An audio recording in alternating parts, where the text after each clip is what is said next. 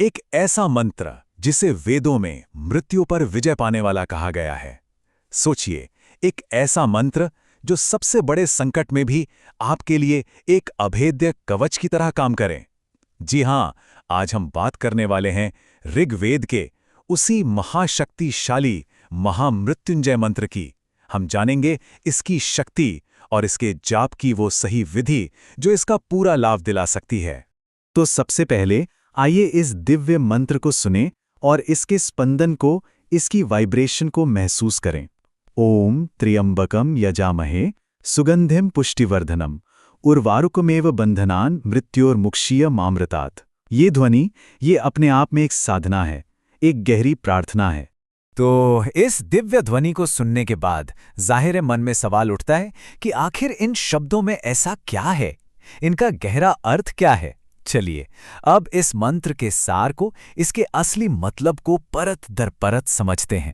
इसका अर्थ है, हम उन 3 नेत्रों वाले भगवान शिव की पूजा करते हैं जो सुगंधित हैं और इस पूरे संसार का पोषण करते हैं, उन्हें पालते हैं। अब जरा सोचिए, एक पकी हुई ककड़ी जब वो पूरी तरह पक जाती है तो बिना किसी जोर जबरदस्ती के अपने आप अपनी बेल से आजाद हो जाती है। ठीक यही प्रार्थना इस मंत्र में की गई है कि हे महादेव, हमें भी बिल्कुल इसी सहजता से, मृत्यु के डर से और इस जन्म मरण के बंधन से मुक्त कर दीजिए। तो ये सिर्फ लंबी उम्र की नहीं बल्कि अमरता यानी मोक्ष की प्रार्थना है। तो सवाल ये है कि इस मंत्र की पूरी शक्ति को पाया कैसे जाए।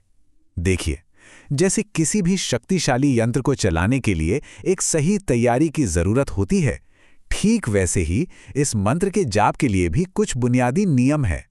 तो चलिए देखते हैं कि जाप शुरू करने से पहले हमें किन बातों का खास ध्यान रखना चाहिए। यहाँ 4 बहुत जरूरी बातें हैं। सबसे पहली, समय। जाप के लिए सबसे अच्छा समय है ब्रह्म मुहूर्त, यानी सुबह 4 से 6 के बीच का, क्योंकि इस वक्त माहौल में सात्विक ऊर्जा सबसे ज्यादा होती है। दूसरी बात है दिशा। उत्तर या पूर्व दिशा की ओर मुंह करके बैठें, इससे ब्रह्मांड की पॉजिटिव एनर्जी के साथ हमारा कनेक्शन बेहतर होता है। तीसरा है आसन। ऊनी या कुशा घास का आसन आपकी ऊर्जा को जमीन में बहने से रोकता है, उसे आपके शरीर में ही बनाए रखता है। और चौथी और सबसे जरूरी चीज, माला। इस मंत्र के लिए सिर्फ और सिर्फ रुद्राक्ष की माला ही इस्तेमाल करें, क्योंकि रुद्राक्ष को खुद भगवान शिव का ही प्रतीक माना गया है। तो तैयारी हो गई। अब आते हैं साधना के सबसे अहम हिस्से पर, मंत्र जाप करने की पूरी और सही विधि। आइए इस प्रक्रिया को एक एक करके समझते हैं। पहला कदम है तन की शुद्धि। स्नान करके साफ कपड़े पहने और महादेव के सामने एक घी का दीपक जलाएं। ये दीपक हमारे अंदर के अंधेरे को मिटाने का प्रतीक है। इसके बाद बारी है मन की शुद्धि की, यानी संकल्प लेने की।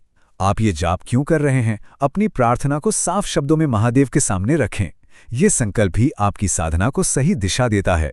फिर रीढ़ की हड्डी सीधी करके बैठें और अपना पूरा ध्यान महादेव के स्वरूप पर लगाएं। और आखिर में अनामिका उंगली यानी रिंग फिंगर और अंगूठे से माला का एक एक मनका फेरते हुए जाप शुरू करें। ध्यान रहे, तर्जनी उंगली यानी इंडेक्स फिंगर माला को ना छुए, क्योंकि इसे अहंकार का प्रतीक मानते हैं।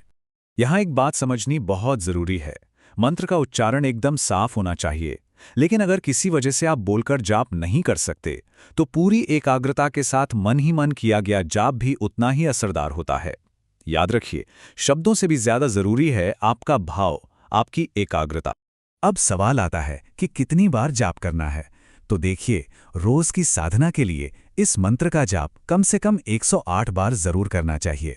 108 की संख्या बहुत पवित्र मानी जाती है। ये एक पूरी माला के बराबर है और यही रोज की निरंतरता आपकी साधना को सिद्ध करती है। लेकिन जब जीवन में कोई बहुत बड़ा संकट आ जाए या कोई गंभीर बीमारी हो, तो शास्त्रों में एक विशेष अनुष्ठान बताया गया है। वो है 1.25 लाख बार मंत्र का जाप।